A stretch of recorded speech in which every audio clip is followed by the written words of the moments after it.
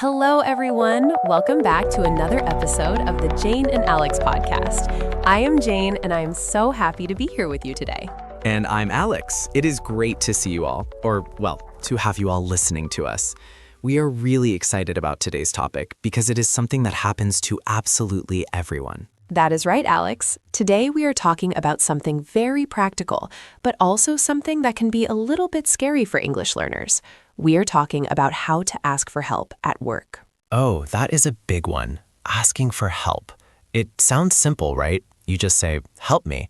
But in a professional environment, especially in an English-speaking workplace, it is not that simple. Exactly. You cannot just shout help from your desk. Well, you could, but people might think there's an emergency.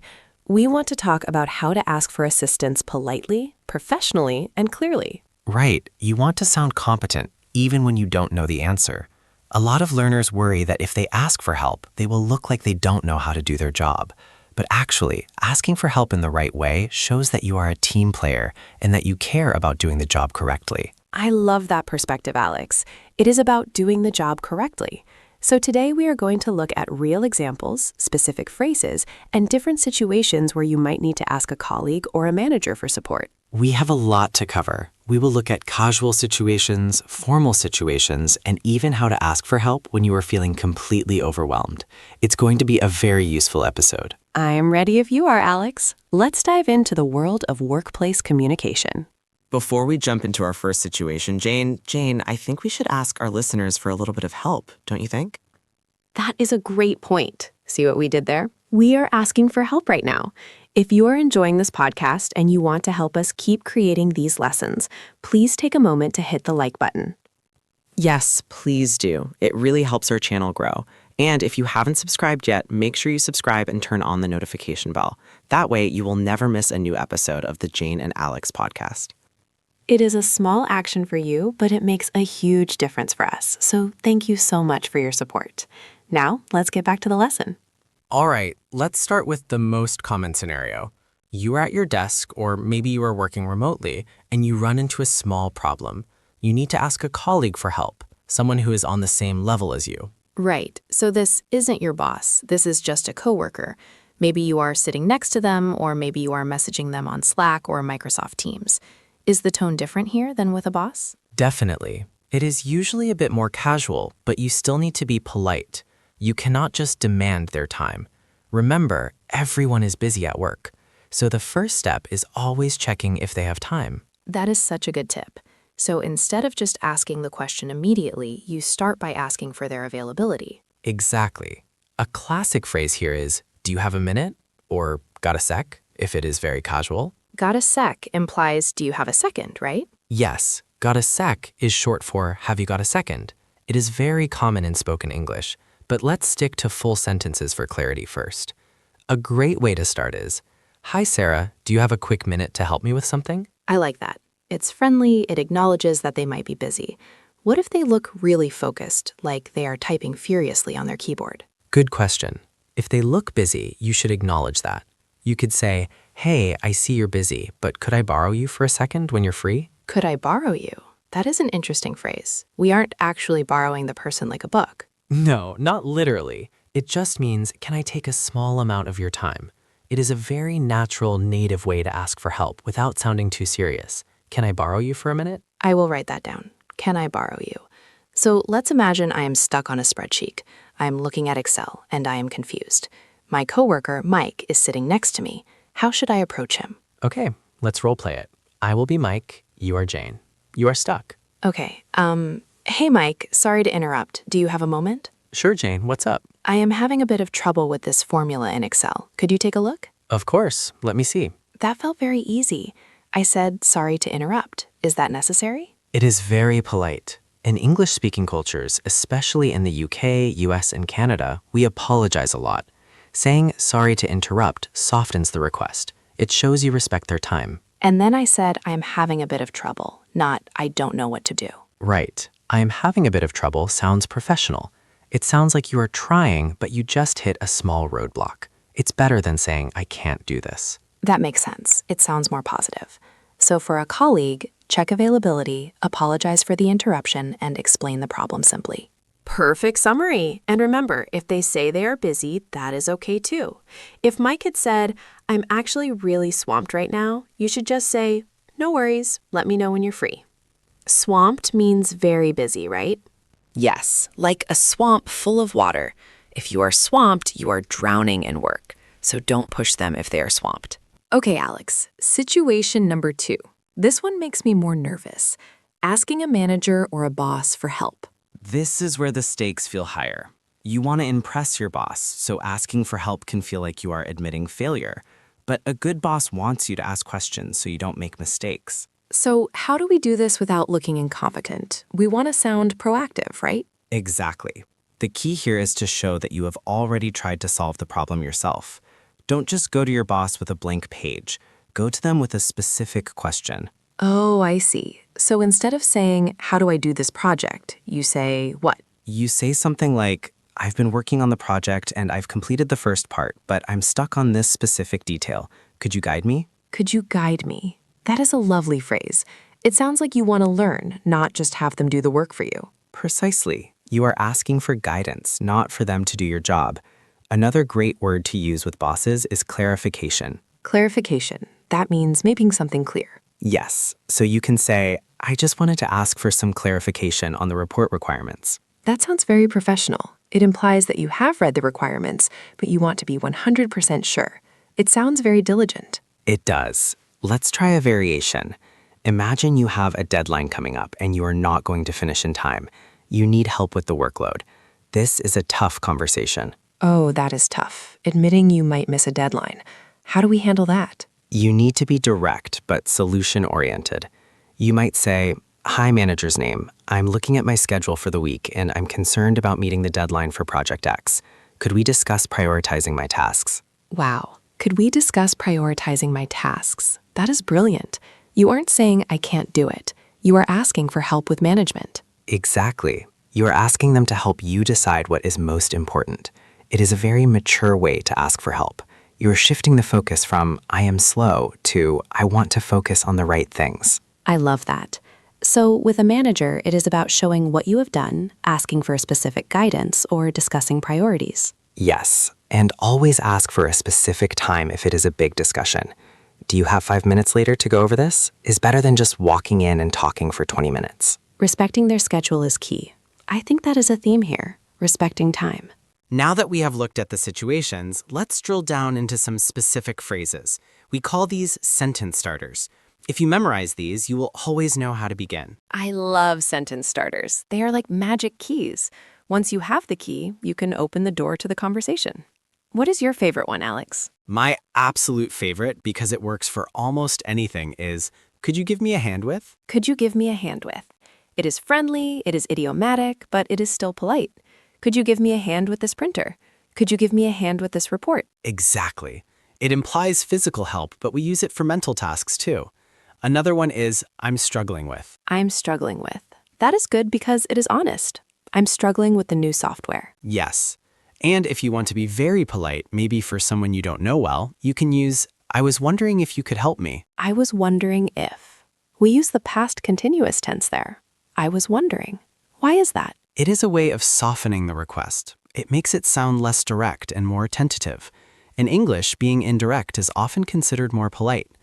I was wondering if you could help me is much softer than, can you help me? That is a great grammar tip, using the past continuous to be polite. I was wondering if you had a moment. Exactly. Here's another one for when you are really confused. I'm a bit lost on. I'm a bit lost on. That is a good one. I'm a bit lost on what we need to do for the presentation. It admits confusion without sounding unintelligent. It just means you have lost your way in the process. And finally, a very professional one. Could you point me in the right direction? Could you point me in the right direction? I like this one. It means you don't have to do it for me. Just tell me where to go or where to look. Yes, it is perfect for when you just need a resource or a file location. I can't find the budget file. Could you point me in the right direction? These are so useful. Let's recap those quickly. Could you give me a hand with? I'm struggling with. I was wondering if you could help me. I'm a bit lost on. And could you point me in the right direction? A solid list. If you master these 5, you'll be ready for almost any workplace situation. Okay, let's put these phrases into action with some full example conversations. Let's do a few different contexts so our listeners can hear the flow. Sounds good. Let's start with a casual context. We are in the break room or the kitchen at work. The coffee machine is broken. Or maybe I just don't know how to use it. Okay, I will be the person who knows how to use it. You are the confused coffee drinker. Excuse me, Jane, do you have a sec? Sure, Alex, what's wrong? I'm struggling with this new coffee machine. I can't seem to get it to work. Could you give me a hand? Oh, no problem. You just have to press this button twice. Ah, I see. Thanks a million. I was a bit lost there. Anytime. See? Very simple. I'm struggling with, could you give me a hand? And I was a bit lost. And notice how you said thanks a million at the end. Showing gratitude is the final step of asking for help. Always thank the person. Now let's do a formal one. Remote work context. We are on a Zoom call, or maybe sending an email. Let's do it as a spoken conversation on a call. You need help with a client issue. Okay, I will be the employee. You are the supervisor. Hi, Jane. Thanks for joining the call. Hi, Alex. Actually, I was wondering if I could ask for your advice on the Smith account. Sure. What is the issue? Well, I've tried explaining the new pricing to them, but they seem hesitant. I'm a bit unsure how to proceed. Could you walk me through how you usually handle price objections? That is a good question. Let's look at the contract together. In that one, I used, could you walk me through? That is another great phrase. Yes, walk me through means explain it step by step. It is very visual. Imagine walking through a house. You are walking through the process. And I also said, I'm a bit unsure how to proceed. That is very professional language. It is. It shows you are thinking about the next steps. These conversations show that asking for help is really just a form of collaboration. Collaboration. That is the key word. You aren't being a burden. You are collaborating to solve a problem. We have talked about what to do. Now, Jane, we have to talk about what not to do. What are the common mistakes English learners make when asking for help? I think the biggest one is being too direct. In some languages, it is perfectly polite to say, help me with this, or explain this to me. Right, but in English, that sounds like an order. It sounds like a command. Help me. It can come across as rude or aggressive, even if you don't mean it to be. Exactly. The tone is so important. If you use the imperative form, the command form, it creates tension. So mistake number 1, don't use commands. Use questions. Instead of check this email, say, could you check this email? Just adding could you changes everything. Another mistake is waiting too long to ask. This isn't a language mistake, but a cultural one. If you wait until the deadline to say you don't understand, your boss will be unhappy. Yes, it is better to ask early. I'm not sure about this is better said on Monday than on Friday afternoon when the project is due. And a third mistake, not being specific. If you just say, I don't get it, the other person has to do a lot of work to find out what you don't understand. That is frustrating for the helper. Help them help you. Say, I understand parts A and B, but I don't understand part C. Be specific. So to recap mistakes, don't be too direct, don't wait too long, and don't be vague. Be polite, be timely, and be specific. And one more small language mistake. Don't forget the word please. It sounds obvious, but sometimes when we are nervous, we forget basic manners. Could you help me, please? Goes a long way. We want our listeners to sound like natural, confident English speakers. We have covered the grammar, but how do we add that natural flow? One trick is using filler words or softeners naturally. We mentioned actually earlier. Using actually can signal a shift in the conversation politely. Like, actually, do you have a minute? Yes. Or using the word quick. Native speakers love to pretend that everything will be quick. Just a quick question. Do you have a quick second? Even if the question isn't quick. Exactly. It is a way of being polite. It signals, I don't want to take up your whole day. So try adding quick to your requests. I have a quick favor to ask. A quick favor. I like that. Another tip for sounding natural is intonation. If your voice is flat, you might sound bored or demanding. Yes, your voice should go up at the end of the request. Could you help me? Alex raises pitch. Not, could you help me? Alex lowers pitch. The rising intonation sounds friendly and open. It sounds inviting. And don't forget body language if you are in person. A smile helps the words land better. And if you are typing on Slack or Teams, use an emoji. A smiling face or a thumbs up can replace the tone of voice. That is true. Modern workplace English includes emojis. Could you take a look at this? With a praying hands emoji or a smile is very common now. All right, Jane, it is time for our listeners to practice. We are going to do a little exercise. I'm going to give you a situation, and I want our listeners to think of the phrase they would use. Then, Jane, you give them the answer. I love this. Okay, listeners, get ready. You can speak out loud or just think of the answer in your head. Situation number 1. You are in a meeting. The speaker is talking too fast, and you didn't hear the last number they said. You need them to repeat it. How do you ask for help? Go. Okay.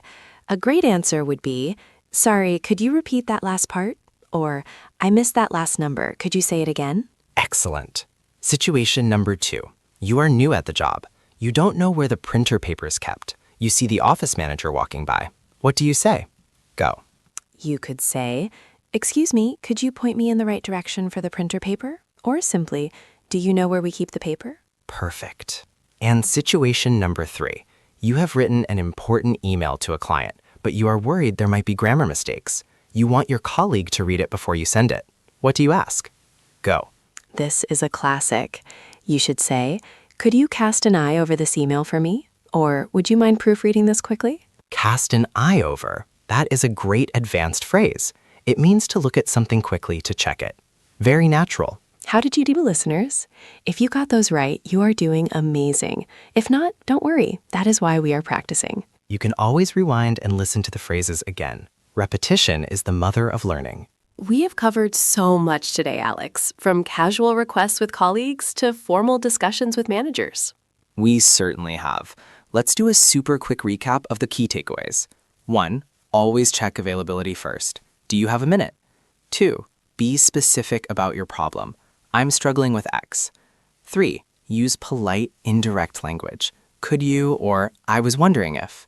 4. Avoid being too direct or demanding. And remember, asking for help is a strength, not a weakness. It shows you care about the quality of your work. So next time you are stuck, take a deep breath, use one of our phrases, and ask for support. Absolutely. You've got this. We hope this episode makes you feel more confident in your workplace conversations. Thank you so much for listening to the Jane and Alex podcast. If you found this helpful, please remember to like, subscribe, and share this with a friend who is also learning English. Leave us a comment below telling us about a time you had to ask for help at work. We love reading your stories. Until next time, keep practicing and keep learning. Bye, everyone. See you in the next episode. Goodbye.